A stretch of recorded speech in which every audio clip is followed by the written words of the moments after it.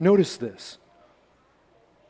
Verse 3, how the mystery was made known to me by revelation. You see how Paul got it? By revelation. Revelation of who? By God.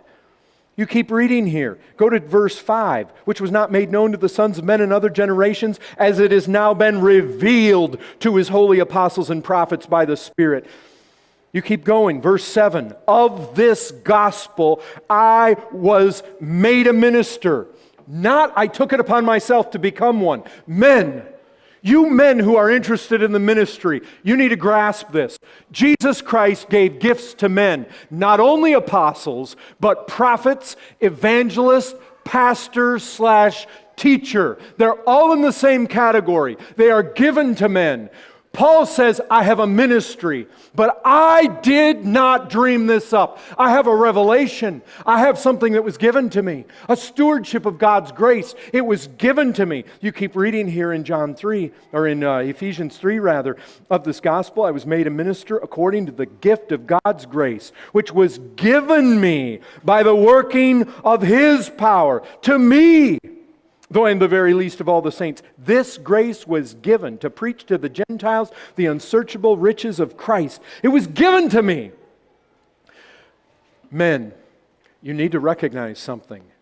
Pastor, teacher is in the same category with apostle in the sense that it is a gift that is given of Christ.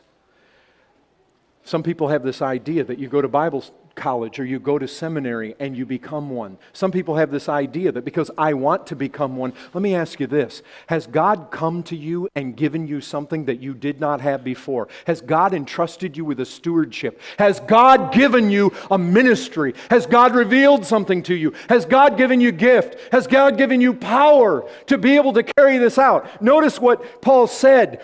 Paul said that this had been given to him, the stewardship of God's grace that was given to me for you. It was not given to Paul for the sake of his own glory. It was not given to Paul for the sake of his own financial situation. It was not given to him so that people would think he was a great preacher, so that they would bow down before him, so that they would cherish his words as being unique and authoritative in the sense that they came from him. What he is saying is, don't look at me as deriving this. Don't look at me as being the author of this. Don't. It's a stewardship of God's grace. I'm least than the least of the saints out here. I'm nothing, but God has entrusted me with this. Men, if you do not have something that is by the will of God, how do you know if it's by the will of God? Because God came from outside you and gave you something that you didn't have before that. Too many men want to pronounce themselves as pastors. They want to pronounce themselves as teachers. But let me tell you something. It's a stewardship of God's grace that's given to men for the sake of others. And if you've been given such a stewardship, the others will recognize that you have such a stewardship of God's grace given to you. Why? Because it's for them. It's for their advantage. It's for their upbuilding. And if nobody's built up, nobody's advantaged, nobody's helped, nobody gleans grace from what you're doing, brethren, last thing the church needs is self-pronounced anything. It doesn't matter what it is. What you see here is a Christianity that starts with God. It is by the will of God. And it's no different in the church. What we don't want to do is say, oh, he's an apostle. Yeah, you go to Ephesians chapter 4 and you will find that apostles and prophets and evangelists and pastors and teachers are put in the same category. They come from Jesus Christ. It's the same in the church today as it was way back then, 2,000 years ago, when Jesus Christ chose 12 men to follow him. Brethren, God is still the God who is sovereign in the church. It's by the will of God that there is an apostle, and it is by the will of God that there is any kind of teacher or preacher or anybody gifted for any ministry. This comes from God. He is sovereign in the church. We need to grasp this. Men, you need to grasp it.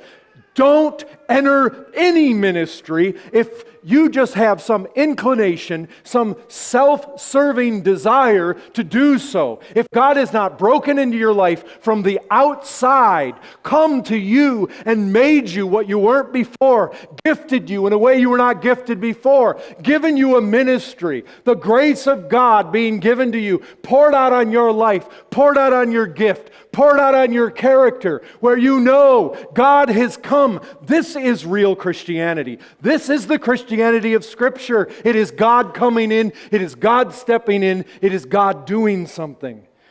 That's what we need to recognize.